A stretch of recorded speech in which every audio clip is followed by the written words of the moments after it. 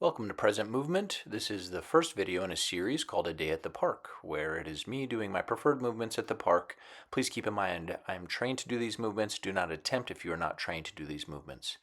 I am starting here with centering, grounding, or going through the tunnel. You see that it is a slow motion video so that it can really accentuate the importance of doing this.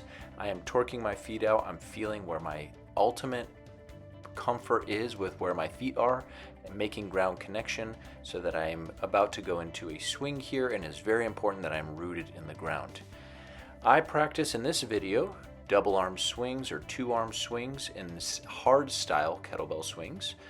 That is a important distinction because there are different ways to swing a kettlebell in different disciplines. Here I'm just working on my torque and force production from my hips, keeping my shoulders packed, keeping my eyes fixated on a central point. There is no perfection, just focus on improvement and feeling comfortable and feeling healthy in your movement. I have different compensations in my body, as you'll notice in future clips. Single kettlebell pressing here, where I'm focusing on keeping a nice solid pillar with my upper body and lower body, keeping that stack over the left side here as I'm pressing on the left side. It is important to press through your heel, through your glutes, through your stomach, through your lats, and up into a comfortable position at the top of your press. Before I go to the right side, this is fast and loose. Fast and loose is where you keep the blood flow going. You're resting technically, you're keeping your arms loose, you're keeping your legs loose, you're keeping your breathing pattern pretty normal so that you can recover in time to use your energy for the next set on the other side. On my right side here, I do have a broken scaphoid bone in my wrist, so I've had compensations for years. It's about a 15 to 17-year-old injury. I'm working a lot on that right side and trying to keep it balanced. I have had significant kinetic chain effects from the broken wrist.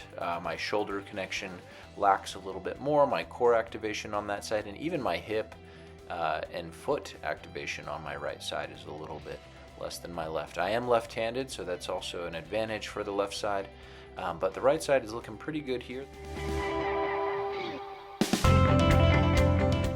Kettlebell odd load deadlift. So these are two different weight kettlebells. I have a 24 kg in my left hand, a 28 kg in my right hand. I am focusing, just as I am in my swings, on a good hinge position, core activation. I do prefer barefoot in the grass. I can torque better, I have more strength and more power, and it just feels better for me. But if you have any issues with being barefoot in the grass or being barefoot in general, minimal issues will work fine.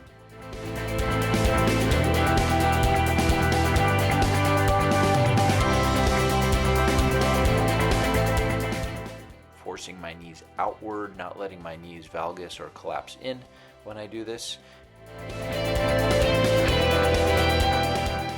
Here's me going a little heavier with a single kettlebell press. This is a 28 kilogram.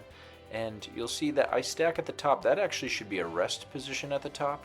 So you'll see I put a lot of effort into driving through the lat on this left side here, through the armpit, through the lat, through the ground. But then at the top, you'll see is a rest position. So you should be able to actually hold that at the top and feel like you can get a little bit of rest there. You'll see on my right side, I utilize it a little bit more, where I could even hold longer at the top here. I've been working month over month to really own this position, own this movement, and catch up my right side to my left side. Sometimes I'll add 1 or 2 reps to the right side just to give it a little extra work to try and balance out that strength on both sides of the body.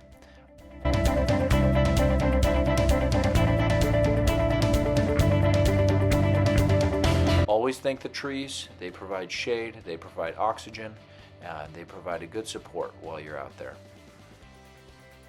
Single arm swings here. Now these have been one of my movements that I've worked for a very long time to get better at year over year. This is a primary movement, is the same as your deadlift or your double arm swing.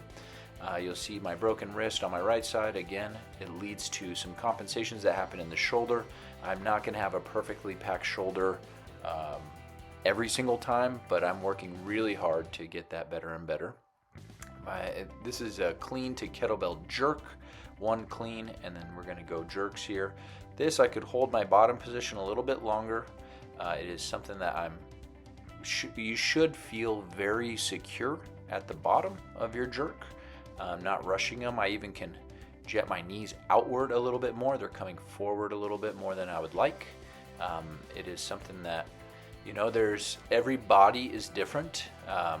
Not just everybody, but every body is different. Some have better hip mobility, some have better activation in their glutes. So if you are really trying to work on something like I am here with the jerks, do not be too hard on yourself for everything. If you're staying safe, be good with yourself. Double kettlebell odd load swings here.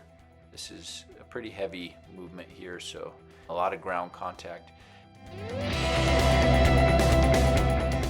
You see I have two different grips here from the left side to the right side, and I think that's probably more of a mobility thing. I did that second set with the 28 on the right.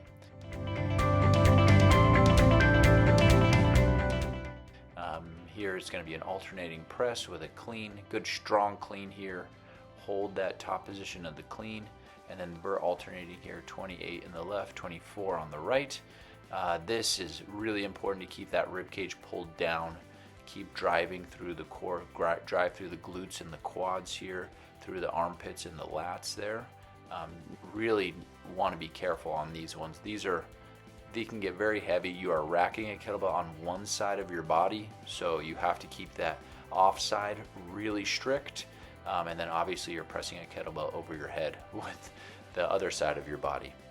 Here's going to be, after switching here, this is the 28 on my right side, and I'm really happy with the way my right side is coming along here. It's not perfect, but I can drive through it. I can drive through the lat pretty well.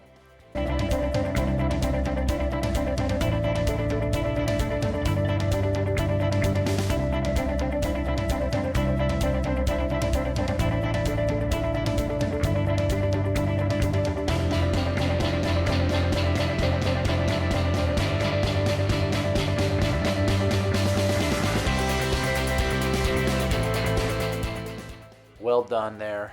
That's Day in the Park Volume 1. Again, thank you for watching. This is a series of just movements that I enjoy doing in the park.